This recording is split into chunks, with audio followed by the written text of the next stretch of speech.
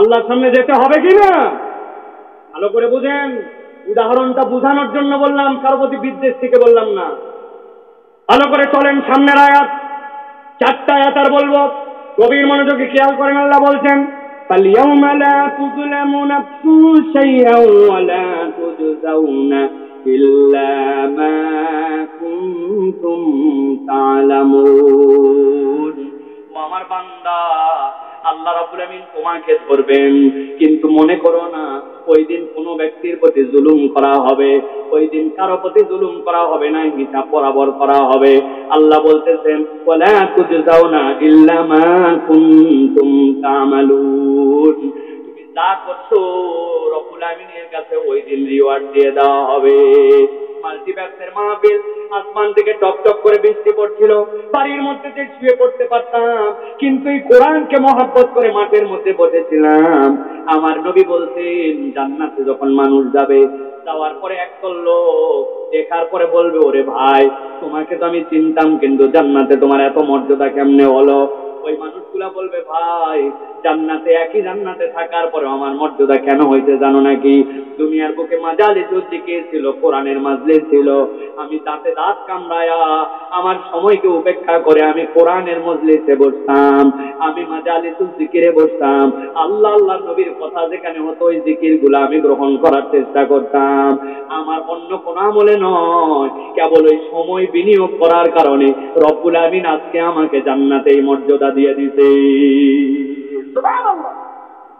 আল্লাহ রাব্বুল আমিন এই জন্য বলছেন, ইন্না আসহাবাল জান্নাতিল ইয়াওমা ফি শুগুলিন ফাকিহুন হুম ওয়াজওয়াজুহুম ফি যিলালিন আলাল আরাইকি মুত্তাকিউন।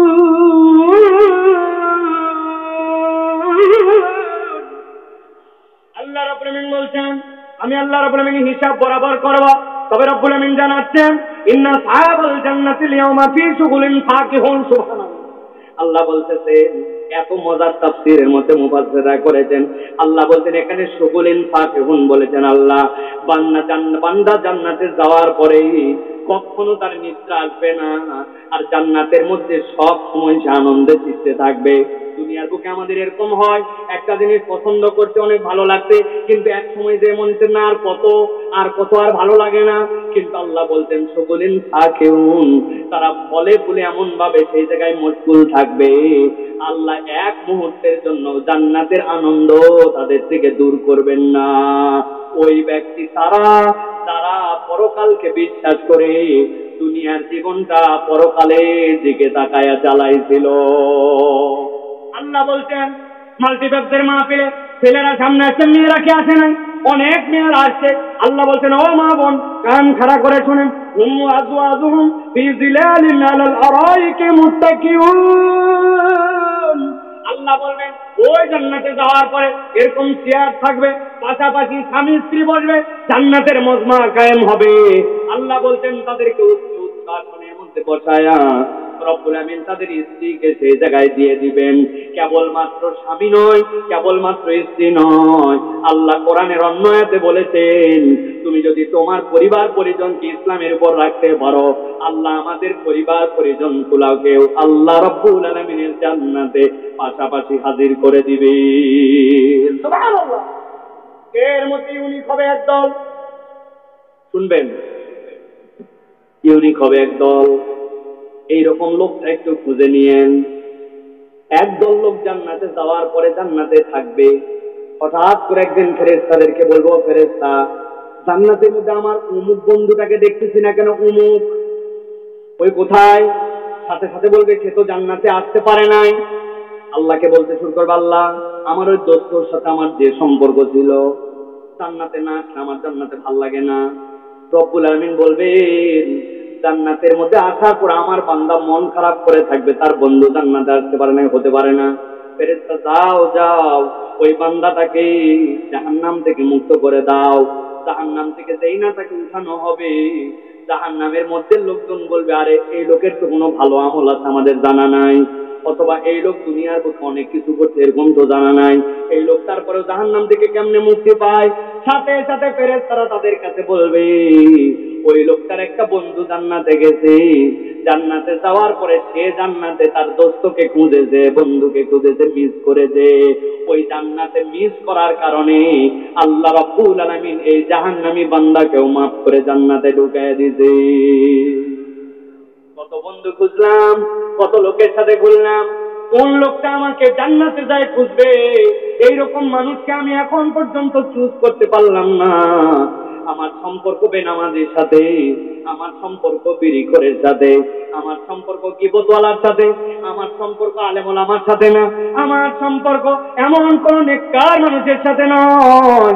কত মানুষের কল্যাণে আমি আগায় আছি, কিন্তু আমার অমুক বন্ধুটা আল্লাহকে পছন্দ করে, নবীর কথা বলে, ইসলামের পথে চলে, বিপদে পড়ছে আপনি একটু স্বার্থের মধ্যে ঝাঁপায় পড়ছেন, আল্লাহ আপনাকে দিয়েছে।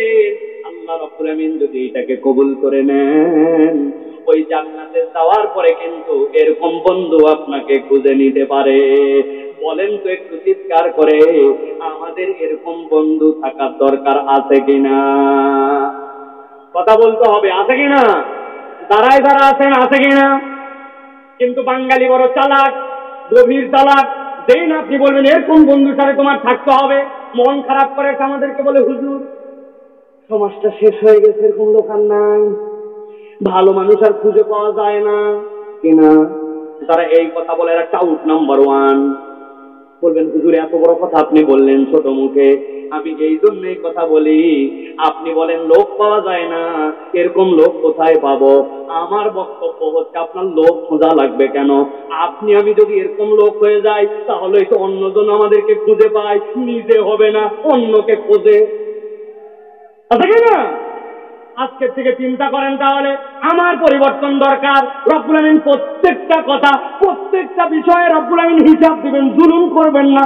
আল্লাহ রব্বুল আমিন বলছেন ওই দিন তোমাকে পুরস্কারও দেওয়া হবে, ওয়ালা তুজজাউনা ইল্লা মা কুনতুম তা'মালুন। তুমি যা করেছো সবগুলার পুরস্কার আল্লাহ রব্বুল আমিন তোমাকে দিয়ে দিবেন। তাহলে আজকে থেকে কি একটা শপথ করতে পারি কিনা, আমাদের মুখ থাকবে কিন্তু আমরা আজকে থেকে আর মিথ্যা কথা বলবো না। রাজি আছেন? মুখ থাকবে আমাদের, মুখ দিয়ে আমরা গালিগালাজ করবো না। রাজি আছেন? গালি না দিলে আবার কেমনে ঢাকার লোক চলে? এই যে ওইখানে গালি দিতে কোনার মধ্যে, এই শুয়োরের বাচ্চা হুজুর উঠে গেল, তুই কখন ওয়াজে আসবি?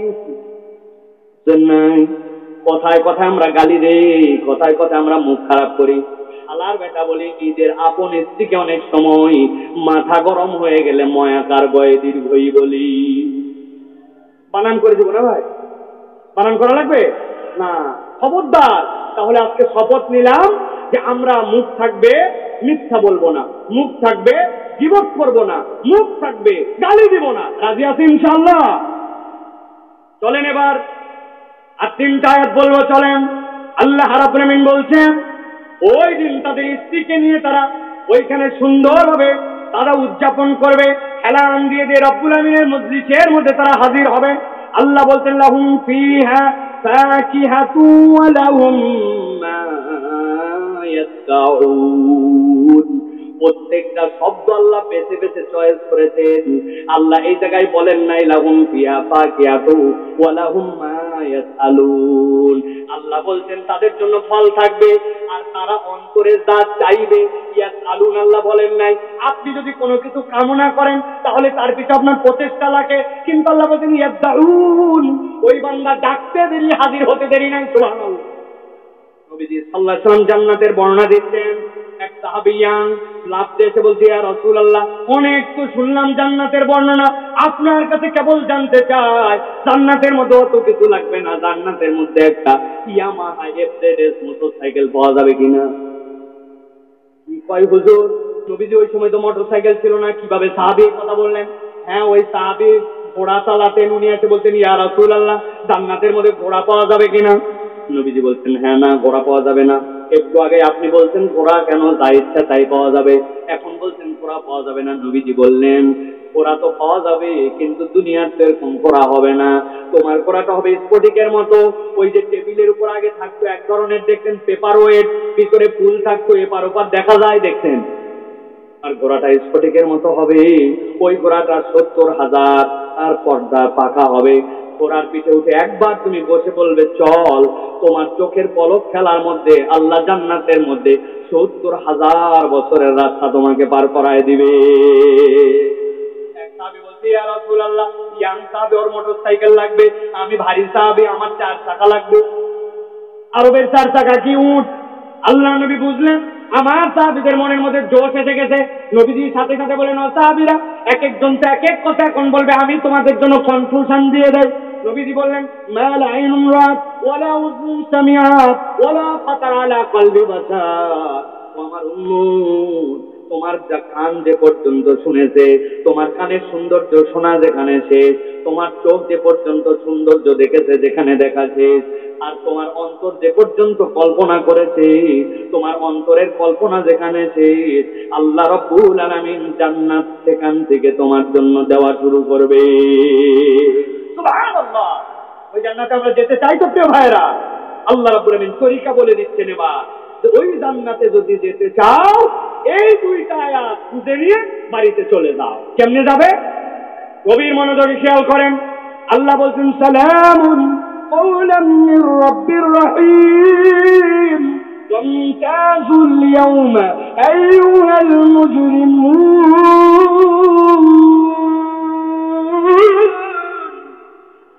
আল্লাহ এবার জান্নাতে যাওয়ার আগে হাসরের ময়দান, যে হাসরের ব্যাপারে জিজ্ঞাসা করছিল কবে হবে, আল্লাহ বলছেন একটা নিনাদ দিয়ে ধ্বংস, আরেকটা নিনাদ দিয়ে জাগ্রত, আরেকটা নিনাদ দিয়ে সবগুলোরে হাজির করছি। আল্লাহ বলছেন এখন সালামুন কওলাম মির রাব্বির রহিম, রহিম রবের পক্ষ থেকে সালাম। আল্লাহ স্বয়ং সালাম দিয়ে বলবেন, এই ফেরেশতারা কাজে নামো, ধরো। ফেরেশতারা কাজে নামো। ফেরেশতারা সবগুলো রেডি হয়ে গেছে, ধরো বলছেন আল্লাহ। তাদেরকে ধরো। আল্লাহ বলছেন, ওয়ামতাজুল ইয়াওমা আইয়ুহাল মুজরিমুন। দুনিয়ার বুকে অপরাধী আর ভালো বান্দা সবগুলা অস্মিস করেছিল, কিন্তু ওই দিন যাওয়ার পরে আল্লাহর নেককার বান্দা আর বদকার বান্দাদেরকে আল্লাহ আলাদা করে দিবে। আল্লাহু আকবার। নামাজ কম পড়ছে আর বেশি পড়ছে, আল্লাহকে মানছে আল্লাহকে মানে নাই, সকলেই সূর্যের রশ্মি পেয়েছে, সকলেই অক্সিজেন পেয়েছে, আল্লাহ বলবেন কম করেন নাই, কিন্তু আল্লাহ বলবেন আজকে আলাদা করো। ওয়ামতাজুল ইয়াওমা আইয়ুহাল মুজরিমুন। আজকে যারা মুজরিম তাদেরকে আলাদা করো, আর আজকে যারা ভালো বান্দা তাদেরকে আলাদা করে দাও। এরপর আল্লাহ রাব্বুল আলামিন জিজ্ঞাসা করবেন আপনাদের কাছে, আমাদের কাছে আল্লাহ রাব্বুল আলামিন জিজ্ঞাসা করাচ্ছেন। মুফাসসিররা ব্যাখ্যা করছেন, সালামুন কওলাম মির রাব্বির রহিম বলার নাম কারণ কি? আল্লাহ নিজেকে রাহিম রব বললেন কেন? আল্লাহ রাব্বুল আলামিন ওই দিন ঈমানদারদেরকে স্পেশাল নিয়ামতে আলাদা করবেন, আর আল্লাহ যখন আলাদা করবেন মুজরিমদের কাছে তখন জিজ্ঞাসা করবেন, আলাম আহাদ ইলাইকুম ইয়া বানি আদম আল্লা তা'বুদুশ শাইতান ইন্নাহু লাকুম আদুউম মুবিন। আল্লাহ কি জিজ্ঞাসা করছেন? আমার শেষ আয়াত, গভীর মনোযোগ দেন, ঠান্ডা মাথায় বুঝেন। আল্লাহ বলছেন, আলাম আহাদ ইলাইকুম, আমি কি তোমাদের কাছ থেকে ওয়াদা নিয়েছিলাম না?